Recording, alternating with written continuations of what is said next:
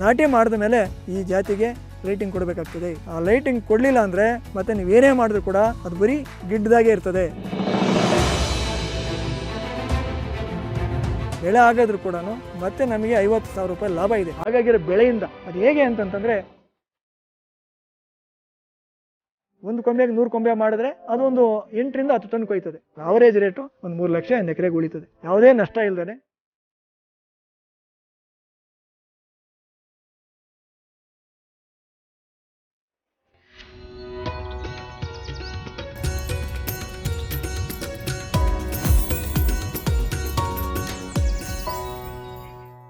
Flower ಡೆಕೋರೇಷನ್ಗೆ ಸೂಕ್ತವಾದ ಸೇವಂತಿಗೆ ತಳಿ.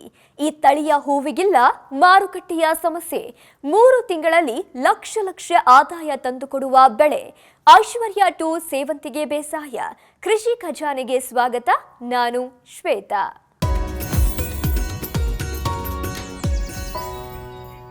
ನಾವು ದಿನನಿತ್ಯ ಬಳಸುವ ಹೂವುಗಳಲ್ಲಿ ಸೇವಂತಿಗೆಯದ್ದೇ ಸಿಂಹಪಾಲು. ದೇವರ ಪೂಜೆ, ಶುಭ ಕಾರ್ಯಗಳಲ್ಲಿ ಅಲಂಕಾರಕ್ಕಾಗಿ ಸೇವಂತಿಗೆ ಹೂವನ್ನ ಹೆಚ್ಚಾಗಿ ಬಳಸ್ತಾರೆ. ಸೇವಂತಿಗೆಯಲ್ಲಿ ಹಲವು ತಳಿಗಳಿದ್ದು ಮಾರುಕಟ್ಟೆಯಲ್ಲಿ ಡಿಮ್ಯಾಂಡ್ ಹೆಚ್ಚಿರುವ ತಳಿಗಳನ್ನೇ ರೈತರು ಬೆಳೆದಿದ್ದಾರೆ. ಇಂದು ಮಾರುಕಟ್ಟೆಯಲ್ಲಿ ಉತ್ತಮ ಬೇಡಿಕೆ ಇರುವ ಐಶ್ವರ್ಯ 2 ತಳಿಯ ಸೇವಂತಿಗೆ ಹೂವಿನ ಬೇಸಾಯದ ಕುರಿತು ಮಾಹಿತಿ ತಿಳಿಯೋಣ ಬನ್ನಿ.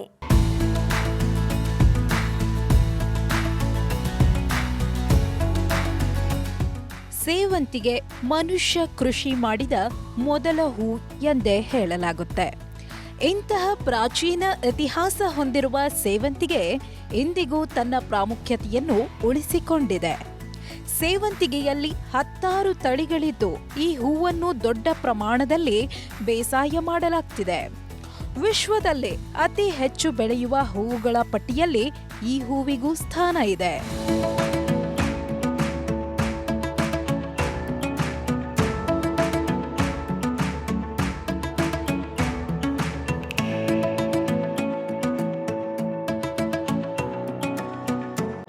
ಇಷ್ಟು ಪ್ರಾಮುಖ್ಯತೆ ಇರುವ ಸೇವಂತಿಗೆ ಹೂವನ್ನು ನಮ್ಮ ರಾಜ್ಯದಲ್ಲಿ ಹೆಚ್ಚಿನ ಪ್ರಮಾಣದಲ್ಲಿ ಬೆಳೆಯಲಾಗ್ತಿದೆ.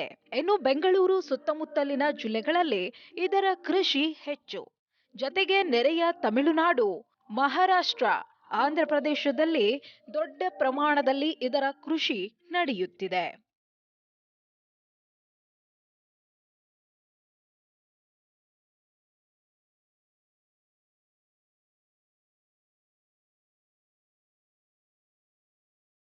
ಸೇವಂತಿಗೆಯಲ್ಲಿ 10 ತಳಿಗಳಿದ್ದು ಅವುಗಳಲ್ಲಿ ಹಳದಿ ಮತ್ತು ಬಿಳಿ ಬಣ್ಣದ ಹೂವುಗಳಿಗೆ ಹೆಚ್ಚಿನ ಬೇಡಿಕೆ ಇದೆ.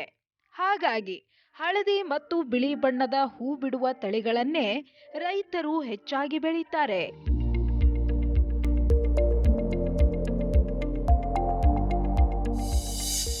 ಇನ್ನು ಹಳದಿ ಬಣ್ಣದ ಹೂ ಬಿಡುವ ಕರ್ನೂಲ್, ಮತ್ತೂರ್, ದುಂಡಿ, ಇಂದಿರಾ, ಯೆಲ್ಲೋ ಗೋಲ್ಡ್, ಜಯಂತಿ, ಬಸಂತಿ, ಕಸ್ತೂರಿ, ವಾಸಂತಿಕ, ಉಷಾಕಿರಣ. ಬಿಳಿ ಬಣ್ಣದ ಹೂ ಬಿಡುವ ಚಂದ್ರಿಕಾ, ಕೀರ್ತಿ, ಹಿಮಾನಿ, ರೀಟಾ, ಮೀರಾ ಹಾಗೂ ಮುಂತಾದವು. ಕೆಂಪು ಬಣ್ಣದ ಹೂ ಬಿಡುವ ರೆಡ್ ಗೋಲ್ಡ್ ಮತ್ತು ರವಿ ಕಿರಣ ತಳಿಗಳು ಹೆಚ್ಚು ಜನಪ್ರಿಯವಾಗಿವೆ. ಕೋಲಾರ ಜಿಲ್ಲೆ ಕೋಲಾರ ತಾಲೂಕಿನ ಕೃಷ್ಣಾಪುರ ಗ್ರಾಮದ ಪ್ರಗತಿಪರ ರೈತರಾದ ಕೆಎಂ ರಾಜಣ್ಣ ಅವರು ಹೆಚ್ಚು ಇಳುವರಿ ನೀಡುವ ಮತ್ತು ಅಲಂಕಾರಿಕ ಪುಷ್ಪವಾಗಿ ಬಳಸುವ ಐಶ್ವರ್ಯ 2 ತಳಿಯ ಸೇವಂತಿಗೆಯನ್ನು ಬೆಳೆಸಿದ್ದಾರೆ. ಇವರು ಬಿಕಾಂ ಪದವೀಧರ ಮತ್ತು ಎಲ್ಎಲ್ಬಿ ಪದವೀಧರರಾಗಿದ್ದು ವಿದ್ಯಾಭ್ಯಾಸ ಮುಗಿಸಿದ ಬಳಿಕ ಕೃಷಿಯಲ್ಲಿ ತೊಡಗಿಸಿಕೊಂಡಿದ್ದಾರೆ. ಇವರು ಕೃಷಿ ಆರಂಭಿಸಿದಾಗ 3 ಎಕರೆ ಜಮೀನಿತ್ತು. ಹೊಸ ತಂತ್ರಜ್ಞಾನಗಳು ಮತ್ತು ಕೃಷಿ ಪದ್ಧತಿಯನ್ನು ಅನುಸರಿಸಿ ಕೃಷಿ ಮಾಡುತ್ತಾ ಕೃಷಿ ಜಮೀನನ್ನು 30 ಎಕರೆಗೆ ವಿಸ್ತರಿಸಿಕೊಂಡಿದ್ದಾರೆ. ಈಗ ಅವರು ಸಮಗ್ರ ಕೃಷಿ ಮಾಡುತ್ತಿದ್ದು ತರಕಾರಿ ಮತ್ತು ಹಣ್ಣಿನ ಬೆಳೆಗಳು ಮತ್ತು ಹೂವಿನ ಬೆಳೆಗಳನ್ನು ಬೆಳೆಯುತ್ತಿದ್ದಾರೆ.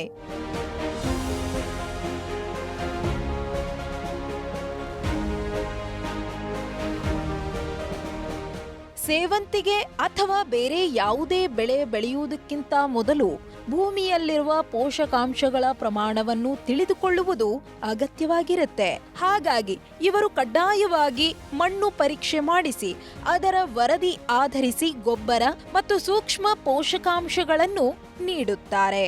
ಇನ್ನು ಇವರು ಭೂಮಿಯನ್ನು ಉಳುಮೆ ಮಾಡಿದ ಬಳಿಕ ಬಿಸಿಲಿನಲ್ಲಿ ಭೂಮಿ ಒಣಗಿಸಿಕೊಳ್ಳಬೇಕು. ಆಗ ಮಾತ್ರ ಉತ್ತಮ ಇಳುವರಿ ಪಡೆಯಲು ಸಾಧ್ಯ ಅಂತಾರೆ.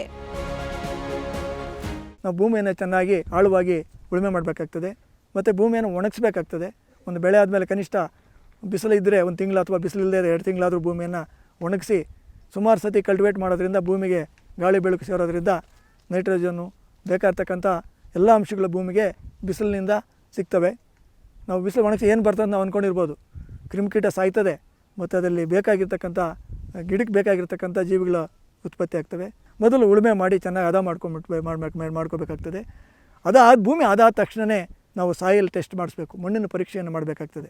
ಕಾರಣ ಯಾಕಂತಂದ್ರೆ ನಮ್ಮ ಭೂಮಿಯಲ್ಲಿ ನೈಟ್ರೋಜನ್ ಎಷ್ಟಿದೆಯೋ, ಪೊಟ್ಯಾಷ್ ಎಷ್ಟಿದೆಯೋ, ಕ್ಯಾಲ್ಸಿಯಂ ಎಷ್ಟಿದೆಯೋ ನಮಗೆ ಗೊತ್ತಿರಲ್ಲ. ನಾವು ಯಾವುದನ್ನು ಯಥೇಚ್ಛವಾಗಿ ಕೊಡ್ತಾ ದುಡ್ಡು ಯಾಕೆ ದಂಡ ಮಾಡಬೇಕು? ಮತ್ತು ಜಿಂಕು, ಐರನ್ನು, ಬೋರ, ನ್ಯೂಟ್ರಿಮೆಂಟ್, ಲಘು ಪೌಷ್ಟಿಕಾಂಶಗಳು ಕೂಡ ನಾವು ತಿಳ್ಕೊಬೇಕಾಗ್ತದೆ.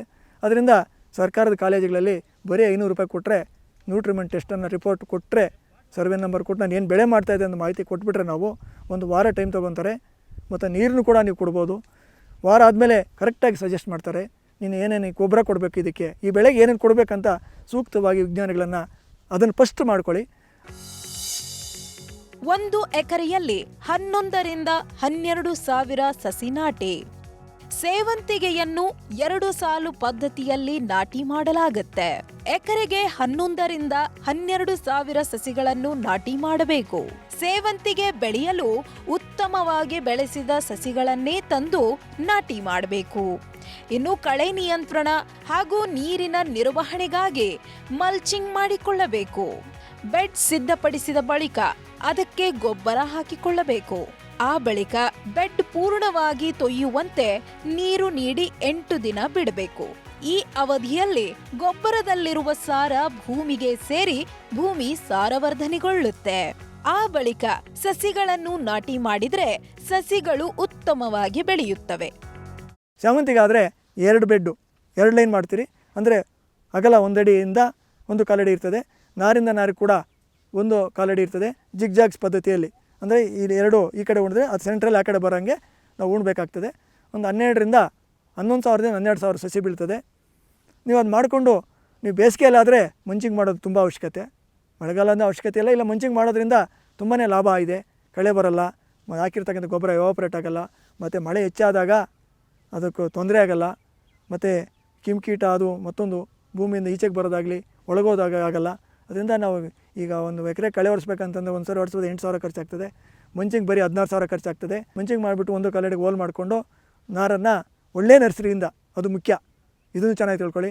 ಯಾರೋ ಡೂಪ್ ಮಾಡಿ ಎಲ್ಲಿಂದ ತರಿಸ್ತೀನಿ, ತಮಿಳ್ನಾಡಿಂದ ತರಿಸಿ ಎಲ್ಲ ಹೇಳ್ತಾರೆ. ಗೊತ್ತಿರ್ತಕ್ಕಂಥವರು ಒಳ್ಳೆ ಗೊತ್ತಿರೋ ಕಂಪ್ನಿಗಳ ಕಡೆಯಿಂದ, ಒಳ್ಳೆ ತಿಳಿದಿರೋ ರೈತರ ಕಡೆಯಿಂದ ಒಳ್ಳೆ ನಾರನ್ನು ಸೆಲೆಕ್ಟ್ ಮಾಡಿ ನಾರನ್ನು ತೊಗೊಂಬಂದು ಅದನ್ನು ಚೆನ್ನಾಗಿ ಬೇರು ಬಿಟ್ಟಿರ್ತಕ್ಕಂಥ ನಾರನ್ನು ತಾವು ಭೂಮಿಯೆಲ್ಲ ಹದ ಮಾಡಿದ ಮೇಲೆ ನೀರು ಕೊಟ್ಬಿಡಿ. ನೀರು ಕೊಟ್ಬಿಟ್ಟು ಇವತ್ತೆಲ್ಲ ಹದ ಮಾಡಿ ಗೊಬ್ಬರ ಎಲ್ಲ ಹಾಕ್ಬಿಟ್ಟಿದ್ದೀನಪ್ಪ, ನೀರು ಕೊಟ್ಬಿಟ್ಟು ಫುಲ್ಲಾಗಿ ಬೆಡ್ ನೆನೆಸ್ಬಿಟ್ಟು 8 ದಿವಸ ಅಥವಾ ಮಿನಿಮಮ್ 10 ದಿವಸ ನೀವು ನಾಟಿ ಮಾಡಬಾರ್ದು ದಯವಿಟ್ಟು. ಯಾಕಂದ್ರೆ ನಾವು ಏನು ಗೊಬ್ಬರ ಕೊಟ್ಟಿದೆಯೋ ಅದು ಭೂಮಿಯಲ್ಲಿ ಕರ್ಕೋಬೇಕಾಗ್ತದೆ. ಯಾಕಂದರೆ ಹಂಗೆ ಇದ್ದಾಗ ಹಂಗೆ ನಾರು ಉಣಿದಾಗ ನಾರಿಗೇನಾದರೂ ಬೇರೆ ಗೊಬ್ಬರ ಟಚ್ ಆದ್ರೆ ಹಂಗೆ ನಾರು ಸತ್ತೋಗ್ತದೆ. ಅದರಿಂದ 8 ದಿವಸ ಬಿಟ್ಬಿಟ್ಟಾಗ ನಾವು ಏನೇನು ಪೋಷಕಾಂಶ ಕೊಟ್ಟಿದೆಯೋ ಸಮಗ್ರವಾಗಿ ಭೂಮಿ ಇರ್ತಕ್ಕಂಥ ನಾರು ನಾವು ಎಲ್ಲಿ ಹಿಡಿದು ಅಲ್ಲೇ ಮಾತ್ರ ಅಲ್ಲ ಭೂಮಿ ಎಲ್ಲ ಸ್ಪ್ರೆಡ್ ಆಗಿರ್ತದೆ. 8 ದಿವಸ ಆದಮೇಲೆ ಮತ್ತೆ ಎಷ್ಟು ಬೇಕೋ ಅಷ್ಟು ಆ ಟ್ರಿಪ್ಪರ್ ಹತ್ರ ಒಂದೊಂದು ಸ್ವಲ್ಪ ನೀರು ಬಿಟ್ಟರು ಸಾಕು. ಬಿಟ್ಕೊಂಡು ಮಲಿಕೆಯನ್ನು ಒಳಗಡೆ ಹೋಗ್ದಂಗೆ ಆ ಡ್ರಿಪ್ಪರ್ ಗೊಬ್ಬರ ಎಷ್ಟಿರ್ತದೋ ಅಷ್ಟಕ್ಕೆ ಮಾತ್ರ 1 ಇಂಚ್ ಮಾತ್ರ ನಾರನ್ನು ಉಳುಮೆ ಮಾಡಿ ನಾರನ್ನು ಉಣ್ಬೇಕಾಗ್ತದೆ. ಮಾಡಿಬಿಟ್ಟು ಅದು ನಾಟಿಗೆ ತೇರೋವರೆಗೂ ಅಂದರೆ ಅಂಟ್ಕೊಂಡು ಹೋಗ್ತಕ್ಕ ಸುಳಿ ಬರೋವರೆಗೂ ಕಡಿಮೆ ನೀರನ್ನು ಕೊಟ್ಟು ಬೆಳೆಸಬೇಕಾಗ್ತದೆ.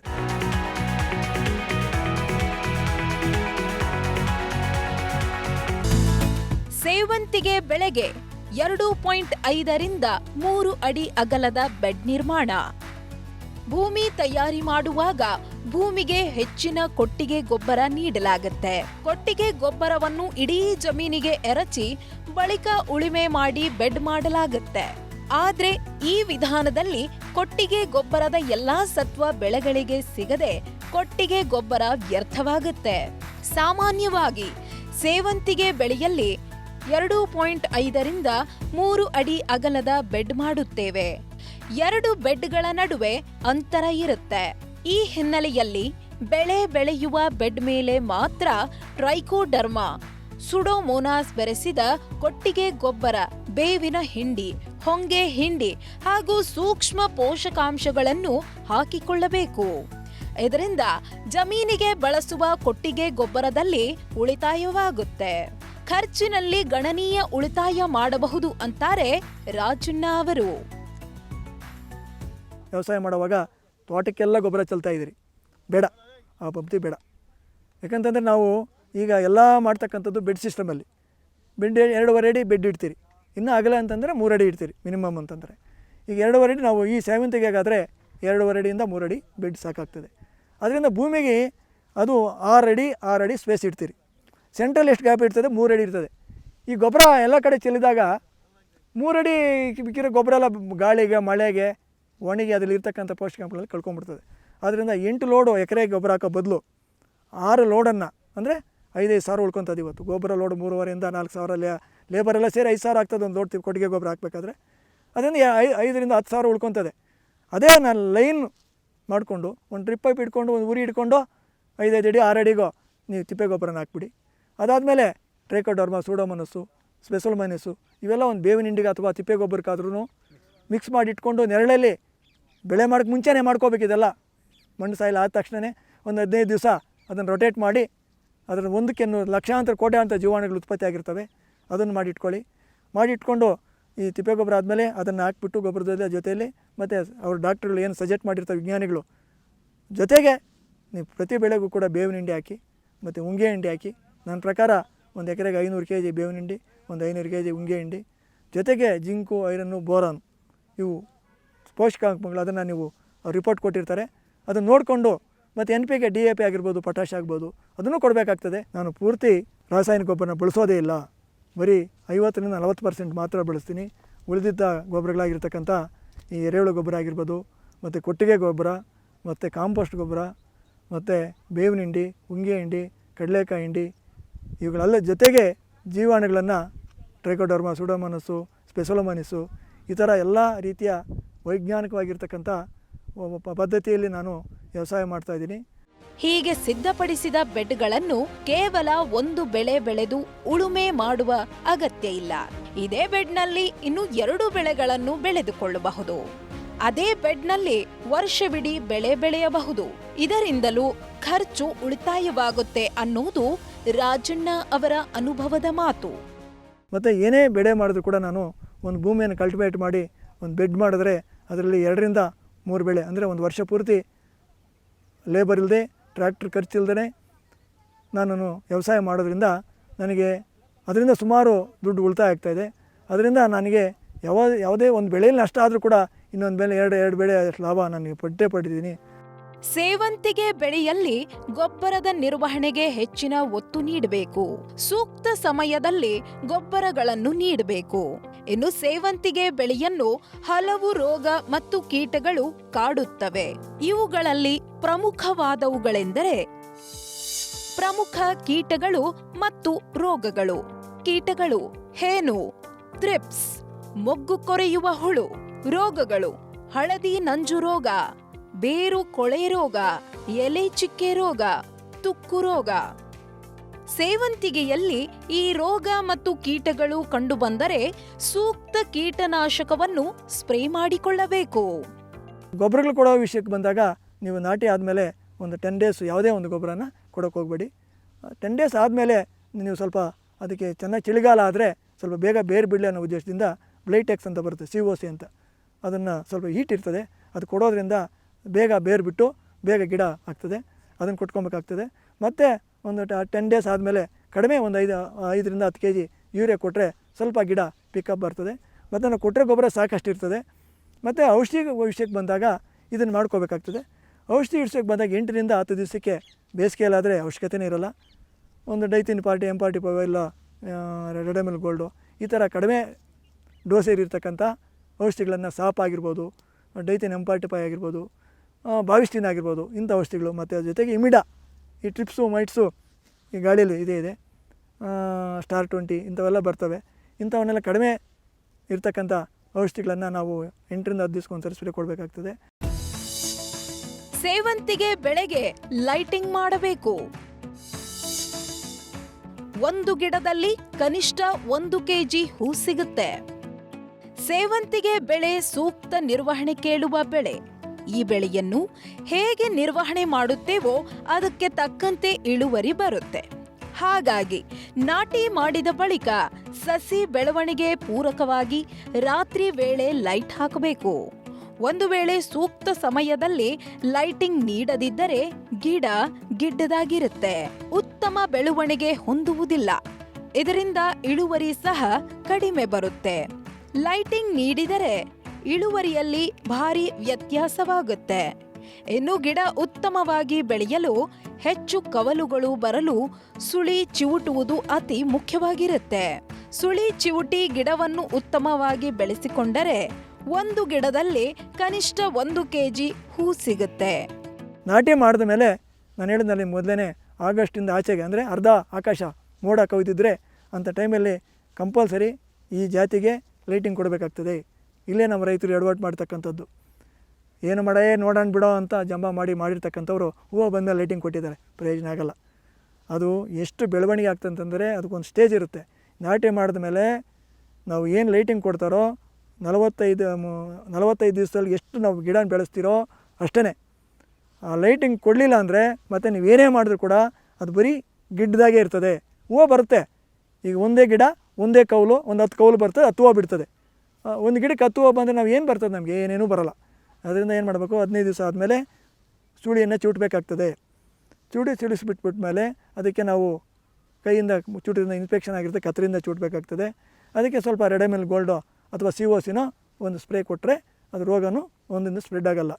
ಅದಾದಮೇಲೆ 15 ದಿವಸ ಆಯಿತು. ಮತ್ತು 15 ದಿವಸಕ್ಕೆ ಒಂದು ಚೀಟಿರೋದು 5, 6, 8 ಬಂದಿರ್ತದೆ. ಮತ್ತು 15 ದಿವಸ ಆದಮೇಲೆ ಅರ್ಧ ಅಡಿ ಬರ್ತದೆ. ಅದು ಅವಾಗ ಏನು ಮಾಡಬೇಕು, ಮತ್ತೆ ಎಲ್ಲ ಸುಳಿಗಳನ್ನು ಚೂಟಬೇಕಾಗ್ತದೆ.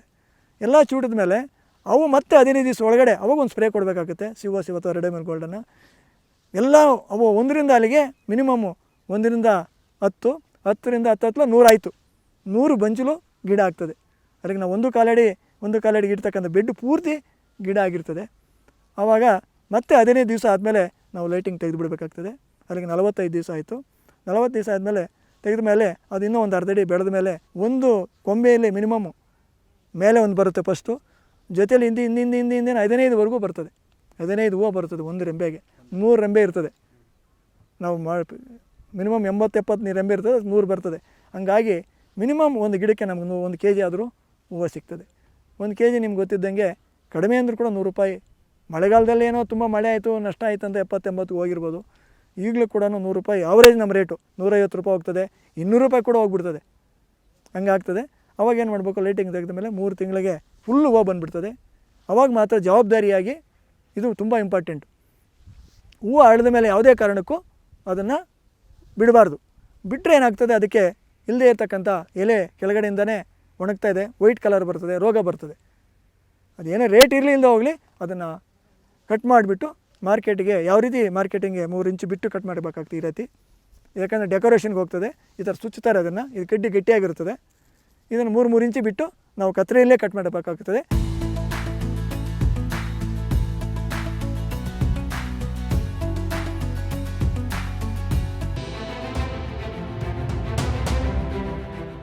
ಸೇವಂತಿಗೆಗೆ ಮಾರುಕಟ್ಟೆ ಸಮಸ್ಯೆಯಂತೂ ಇಲ್ಲವೇ ಇಲ್ಲ.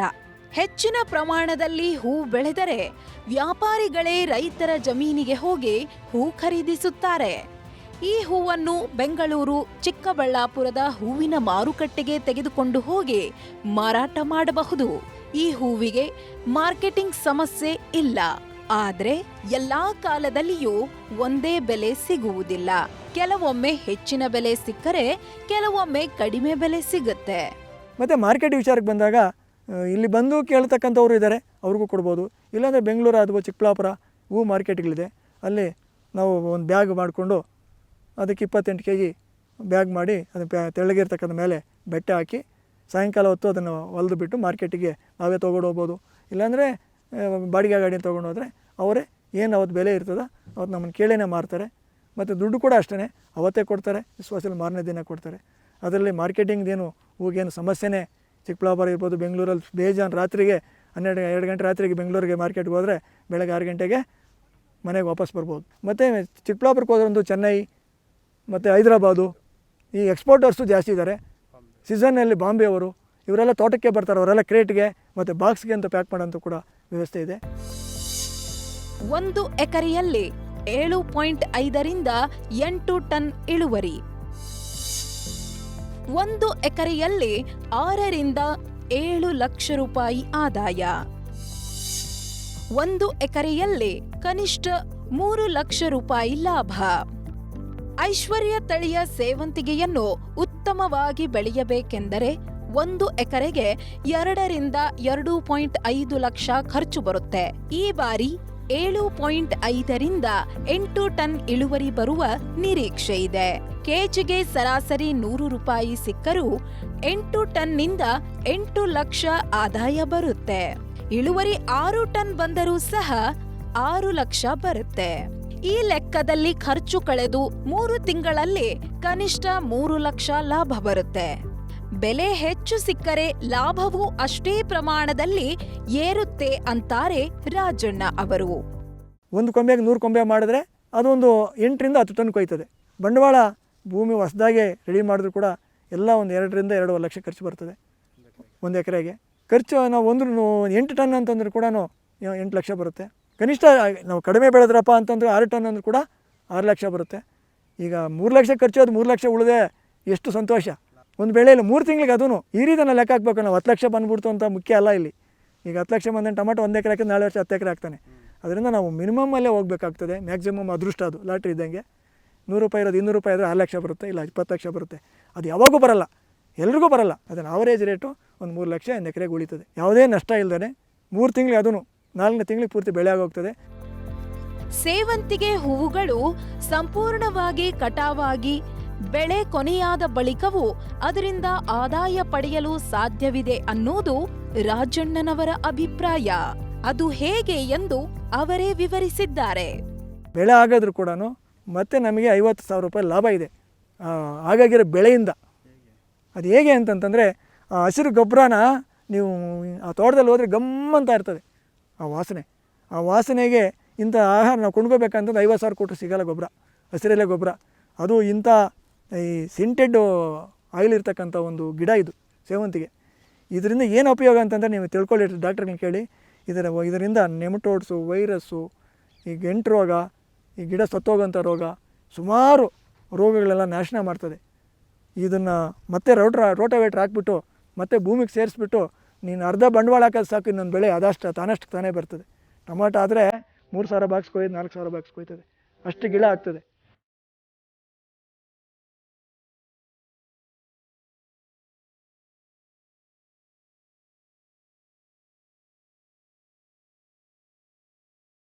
ಐಶ್ವರ್ಯ 2 ತಳಿಯ ಸೇವಂತಿಗೆ 1 ಎಕರೆಯಲ್ಲಿ 8 ಟನ್ ವರೆಗೂ ಇಳುವರಿಯನ್ನ ನೀಡುತ್ತೆ. ಈ ತಳಿಯ ಹೂವಿಗೆ ಉತ್ತಮ ಬೇಡಿಕೆ ಇರೋದ್ರಿಂದ 1 ಎಕರೆಯಲ್ಲಿ ಕನಿಷ್ಠ 3 ಲಕ್ಷ ರೂಪಾಯಿ ಲಾಭವನ್ನ ಪಡೆಯಬಹುದು. ಸಮಗ್ರ ವಿವರಗಳುಳ್ಳ ಕೃಷಿ ಸಂಬಂಧಿಸಿದ ಈ ಸಂಚಿಕೆಗಳನ್ನ ನಿಮಗೆ ಬೇಕಾದಾಗ ವೀಕ್ಷಿಸಲು ಹಾಗೂ ಕೃಷಿಯ ಕುರಿತಾದ ಮತ್ತಷ್ಟು ಮಾಹಿತಿಗಾಗಿ ವಿಸ್ತಾರ ಕೃಷಿ ಯೂಟ್ಯೂಬ್ ಚಾನೆಲ್ಗೆ ಸಬ್ಸ್ಕ್ರೈಬ್ ಆಗಿ. ಅನುಕ್ಷಣದ ಸುದ್ದಿಗಾಗಿ ನೋಡ್ತಾ ಇರಿ ವಿಸ್ತಾರ ನ್ಯೂಸ್. ಇದು ನಿಖರ ಜನಪರ. ನೀವು ವಿಶೇಷವಾದ ಬೆಳೆ ಬೆಳೆದಿದ್ರೆ, ತಂತ್ರಜ್ಞಾನ ಅಳವಡಿಸಿಕೊಂಡು ಕೃಷಿ ಮಾಡ್ತಾ ಇದ್ರೆ, ಮಾದರಿ ಕೃಷಿಕರಾಗಿದ್ರೆ ವಿಸ್ತಾರ ನ್ಯೂಸ್ ತಂಡವನ್ನು ಸಂಪರ್ಕಿಸಿ. ನಿಮ್ಮ ಗೆಲುವಿನ ಗುಟ್ಟನ್ನು ನಮ್ಮ ಜೊತೆ ಹಂಚಿಕೊಳ್ಳಬಹುದು. ವಿಳಾಸ ವಿಸ್ತಾರ ನ್ಯೂಸ್, ನಂಬರ್ 1, 2 ಹಾಗೂ 4ನೇ ಮಹಡಿ, the new Indian express building, 2 ಹಾಗೂ 3ನೇ ಬ್ಲಾಕ್, ಕ್ವೀನ್ಸ್ ರಸ್ತೆ, ಬೆಂಗಳೂರು 560001. Phone number 9606942030. ಇಮೇಲ್ ವಿಳಾಸ program@vistaranews.com.